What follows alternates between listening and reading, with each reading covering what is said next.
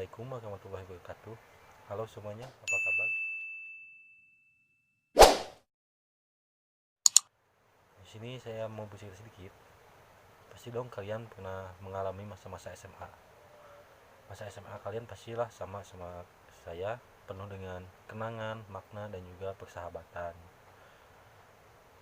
Masa SMA saya penuh dengan cerita yang unik, lucu dan juga sangat menyedihkan pastinya.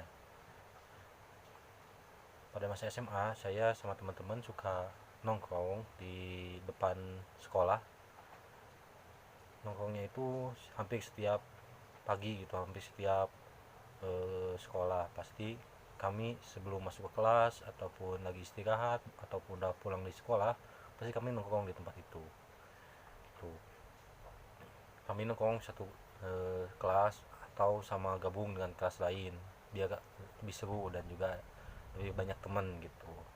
Untuk nongkrongnya sendiri biasanya kami membahas beberapa hal, mungkin dari pelajaran atau guru yang membosankan dan lain-lain, ataupun kami saling mengejek satu sama lain, mulai dari cara dia berbicara, penampilan dia, gaya dia, ataupun dari tubuh gitu.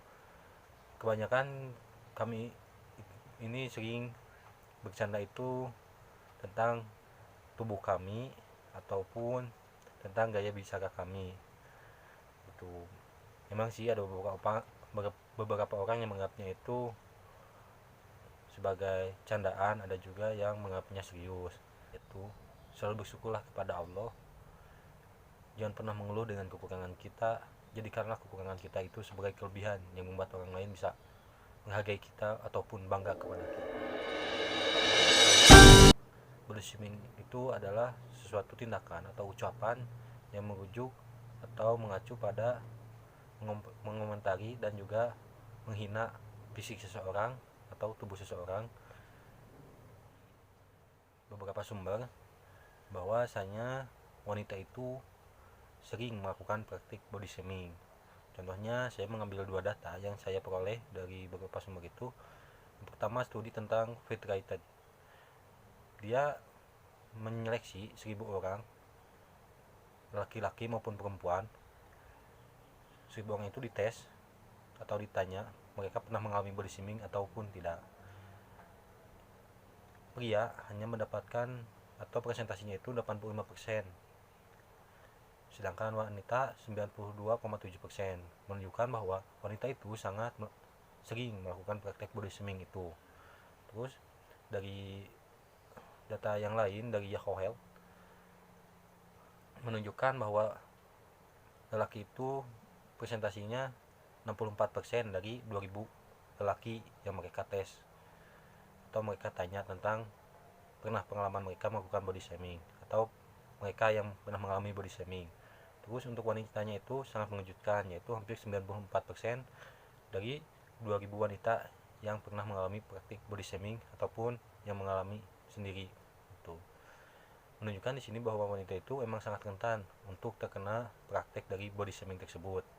Yang pertama, mengungkapkan keprihatinan terhadap bentuk tubuh seseorang. Pastilah kita juga pernah mengalaminya itu, ataupun kita sendiri yang pernah mengkritik terhadap bentuk tubuh seseorang.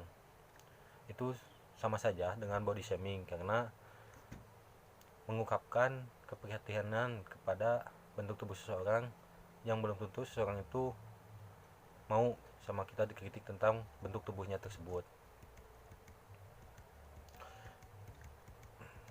Ataupun ekspresi kaget gitu, misalkan kita lagi main terus ada teman yang ngajak olahraga gitu, berat badannya itu sangat, bukan berat badan lah istilahnya, badannya itu sangat gemuk, pasti dong kita kaget, misalkan astagfirullahaladzim kayak gitu. Jadi ungkapkan atau ekspresi tersebut menunjukkan itu sama saja dengan body shaming, ekspresi kaget tersebut. Tuh, biarkanlah saja temanmu yang melakukan olahraga itu biar sehat. Tuh, kita jangan sampai mengejek ataupun menghina mereka yang ingin berubah itu dari bentuk tubuh ataupun berat badan mereka. Dan juga memberi saran soal baju. Biasanya perempuan itu yang sering melakukan praktik body shaming tentang menyarankan memakai baju. Soalnya kan ada teman juga, misalkan saya pakai baju yang ini yang merah. Terus ada teman saya datang, jangan pakai baju itu.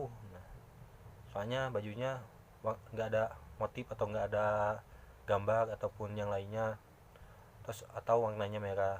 Itu sama saja dengan praktik body shaming, karena kita yang memakai pasti kita dong yang ingin nyaman memakai baju, tetapi orang lain malah mengkritik kita dan membuat kita itu tidak nyaman dengan kritikan tersebut.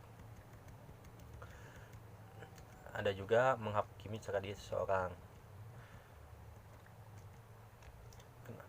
Di sini juga termasuk ke dalam ciri-ciri body shaming, karena orang gemuk itu belum tentu mereka itu tidak sehat. Biasanya orang gemuk itu mereka salah pola makan ataupun emang sudah dari turunan gitu, atau emang sudah dari sananya mereka itu gemuk, ataupun pujiannya tidak pada tempatnya. Misalkan saya bilang ke pacar saya, oh kamu cantik, sekarang berat badan kamu turun berapa kilo, itu juga sama menunjukkan body shaming. Kenapa? Karena pujian itu kan harus emang pada tempatnya gitu, nggak emang ya tidak. Misalkan kita lagi main langsung kamu bilang kepada pacar kamu, kamu nggak gemuk kok, kamu cantik, itu juga sama termasuk dalam body shaming. Tuh, skinny shaming ini mengejek atau menghina kepada orang-orang yang berbadan kurus. Misalkan kamu punya teman badannya kurus, terus kamu bilang kamu kurang gizi, kamu harus terus makan biar gemuk, itu juga sama termasuk body shaming gitu. Pun kamu bilang kepada teman kamu, kamu lumayan cantik untuk ukuran, itu juga sama termasuk ke body shaming, karena cantik itu nggak ada batasan gitu, nggak ada standarnya tuh. Berarti definisi cantik menurut kamu itu sangat dangkal lah, sangat biasa-biasa aja tuh. Karena cantik itu bisa dari bentuk tubuh, bentuk ukuran, dan juga warna kulit. Itu definisi cantiknya sebenarnya gitu. Yang pertama pasti dong korban itu merasa depresi. Kenapa depresi? Karena mereka itu cenderung memikirkan apa yang telah kita ucapkan atau yang telah kita perbuat kepada mereka. Pasti mereka depresi dengan perkataan-perkataan yang kurang baik kepada mereka. Akhirnya mereka ingin bunuh diri ataupun merasa ingin mati gitu, ataupun cemas. Kenapa cemas? Karena mereka udah kita ejek, udah kita ini, terus mereka pasti dong memikirkan sesuatu, itu yang membuat mereka cemas gitu. Ataupun terhadap gangguan makan, pasti dong orang yang misalkan badannya gemuk terus badannya yang terlalu kurus, setelah kita komentari atau kita lakukan body shaming terhadap mereka, pasti mereka akan mendapat gangguan terhadap makan mereka atau gangguan terhadap pola makan mereka. Mereka pasti nggak mau makan, ataupun mereka pasti melakukan hal-hal yang di luar nalar gitu. Harga diri mereka rendah karena mereka dihina atau dicaci sama kita, meskipun itu hanya candaan ataupun lelucon untuk kita, tetapi mereka pasti menganggapnya harga diri mereka turun karena telah dihina oleh kita. Ataupun yang lain yaitu untuk psikologi korban, itu bipolar disorder, yaitu seseorang yang mempunyai dua karakter. Misalkan di depan kita mereka itu bahagia, tetapi di belakang ternyata mereka sedih. Itu diakibatkan oleh psikologi mereka yang telah kita rusak ataupun telah kita ejek. Misalkan dari cara mereka jalan gitu, ataupun cara mereka berbicara, pasti dong mereka di depan kita akan diam ataupun di belakang kita akan menangis gitu. Perilaku korban yang pertama, tidak percaya. Orang-orang yang terkena body shaming pasti tidak percaya diri terhadap diri mereka masing-masing. Pasti mereka membuat perilaku yang negatif untuk dirinya sendiri karena sudah tidak percaya diri akan dirinya sendiri. Akunya yaitu malu.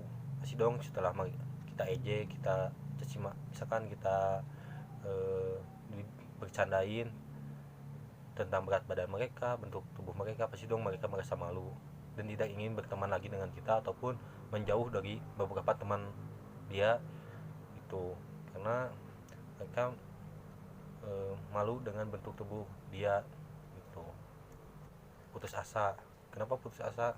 Karena mereka itu ingin terlihat perfect gitu di mata kita, tetapi kita enggak menghargai mereka dan mereka menjadi putus asa dan akhirnya mereka ingin mengakhiri hidup mereka itu.